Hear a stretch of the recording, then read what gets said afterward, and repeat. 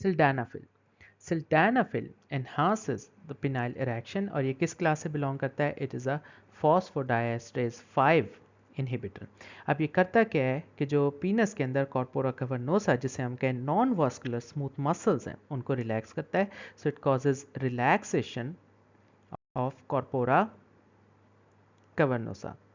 अब जब corpora cavernosa relax हो जाता है तो उसके अंदर आर्टरी से ब्लड आकर फिल करना स्टार्ट कर देता है, जिसकी वजह से ये स्वेल अप हो जाता है, बहुत ज़्यादा स्वेल हो जाता है और पीनस की इरेक्शन हो जाती है।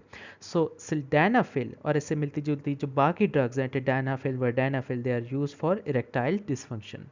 तो अगर सिल्डेनाफिल के मैकेनिज्म ऑफ एक्शन की बात करें तो ये भी नाइट्रिक ऑक्साइड के पाथवे से एक्ट करता है which is cyclic GMP pathway. अब इसमें होता क्या है कि जो नाइट्रिक ऑक्साइड होता है नॉर्मली वो सेल के अंदर आता है और गुआनाइलेट साइक्लेज को एक्टिवेट करता है। अब इस गुआनाइलेट साइक्लेज ने करना क्या होता है? इसने साइक्लिक जीएमपी बनाना होता है। So it uses GTP guanosine triphosphate और इसको चेंज कर देता है साइक्लिक जीएमपी में। अब साइक्लिक जीएमपी की कॉन्सेंट्रेशन जो है वो सेल के अंदर इंक्रीज होना स्टार्ट हो जाती है। अब दो पाथवे हैं, या तो ये साइक्लिक जीएमपी टर्न ऑफ हो जाए और टर्न ऑफ किस तरह होगा? ये कन्वर्ट हो जाएगा 5 प्राइम जीएमपी में विद द हेल्प ऑफ फॉस्फोडाइएस्ट्रेज 5। सो फॉस्फोडाइएस्ट्रेज 5 क्या करेगा? इसको टर्न ऑफ कर देगा। और अगर ये टर्न ऑफ नहीं होता, इसने प्रोपोगेट होना है, तो साइक्लिक जीएमपी क्या करेगा? प्रोटीन काइनेज जी को एक्टिवेट कर देगा। अब जो प्रोटीन काइनेज जी है नॉर्मली वो इनहिबिट करवाती है किसको? MLCK को, which is myosin light chain kinase. अब ये मायोसिन लाइट चेन काइनेज क्या है? ये कैल्शियम लेता है जो कि सेल के बाहर से भी आ सकता है या फिर सार्कोप्लाज्मिक रेटिकुलम में से भी आ सकता है। ये कैल्शियम कंबाइन करता है कैल मॉड्यूलिन के साथ और कैल्शियम कैल मॉड्यूलिन कॉम्प्लेक्स जो है वो MLCK को एक्टिवेट करता है। अब MLCK का नॉर्मली काम क्या होता है? ये मायोसिन को चेंज करता है और इसकी फॉस्फोरिलेशन करता है। Because it is a kinase myosin light chain kinase, तो इसने क्या कराना है? फॉस्फोरिलेशन करानी है मायोसिन की इनटू मायोसिन फॉस्फेट और साथ इसके एक्टिन कंबाइन करेगा, जिसकी वजह से क्या होगा कि मसल की कंट्रैक्शन होगी। अब नॉर्मली प्रोटीन काइनेज जी इस मायोसिन लाइट चेन काइनेज को इनहिबिट करता है। सो अगर हमने पेशेंट को सिडेनाफिल दिया है तो उसने क्या किया? फॉस्फोडाइएस्ट्रेज 5 को इनहिबिट कर दिया, जिसकी वजह से क्या हुआ है कि सारा फ्लो जो है वो प्रोपोगेशन की तरफ लग गया है, जिसने प्रोटीन काइनेज जी को एक्टिवेट कर दिया और इसने फर्दर आगे इनहिबिट कर दिया है MLCK को, जिसकी वजह से कंट्रैक्शन है वो अब ख़त्म हो गई है। सो जो कॉर्पोरा कैवर्नोसा है वो अब रिलैक्स कर गए हैं, जिसके अंदर आर्टीरियल ब्लड आकर फिल कर गया है, जिसकी वजह से पिनाइल स्ट्रक्चर जो है वो स्वेल कर गया है और एरेक्ट हो गया है। इसकी वजह से हमने एरेक्टाइल डिसफंक्शन को ट्रीट कर लिया है। फार्माकोकाइनेटिक्स की बात करें तो इट इज़ गिवन ओरली। इसका जो पीक एक्शन है वो 30 से 120 मिनट्स में अचीव होगा।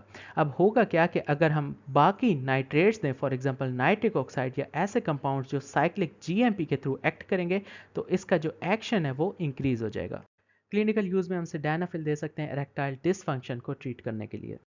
टॉक्सिसिटी या साइड इफेक्ट बहुत ज़्यादा अगर विजोडाइलेशन हो जाएगी तो उसकी वजह से fall in blood pressure, headache, flushing वगैरह हो सकता है।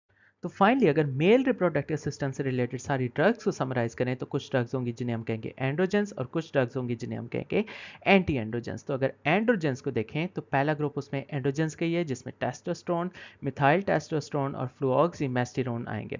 उसके अलावा दूसरा ग्रुप है जिसमें टेस्टोस्टेरोन एस्टर्स आएंगे और उसके अलावा तीसरा ग्रुप है जिसे हम कहेंगे these are anabolic steroids. So anabolic steroids में स्टेनोजोलोल, ऑक्जेंड्रोलोन और नेड्रोलोन डिकैनोएट आ सकते हैं।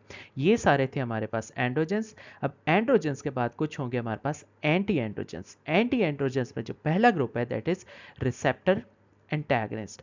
रिसेप्टर एंटागनिस्ट में आएंगे फ्लूटामाइड, बाइकलूटामाइड, नाइल्यूटामाइड, एंजाइलूटामाइड, सिप्रोटिरोन और स्पाइरोनोलैक्टोन। एंटी एंड्रोजेंस का जो दूसरा ग्रुप है that is 5 alpha reductase inhibitor. अब ये करेंगे क्या कि जो पेरिफ्री में एंजाइम होता है 5 अल्फा रिडक्टेज, जिसने टेस्टोस्टेरोन को चेंज करना होता है और ज़्यादा पोटेंशिएट करना होता है, वो इसको जाकर इनहिबिट कर देंगे।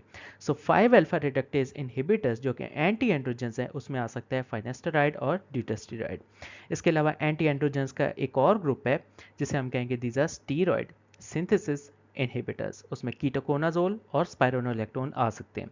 एंटी एंड्रोजेंस में एक और ग्रुप है जिसे हम कहेंगे गुनेडोट्रोफिन रिलीजिंग हार्मोन्स एगनिस्ट, और एगनिस्ट में आएंगे लिप्रोलाइड। इसी तरह गुनेडोट्रोफिन रिलीजिंग हार्मोन एंटैगनिस्ट है जिसमें एबरालेक्स और टेगरेलेक्स आएंगे। और फाइनली एंटी एंड्रोजेंस में एक आखिरी ग्रुप है जिसे हम कहेंगे एस्ट्रोजन और प्रोजेस्टेंस। ये जो है this is combined oral contraceptive.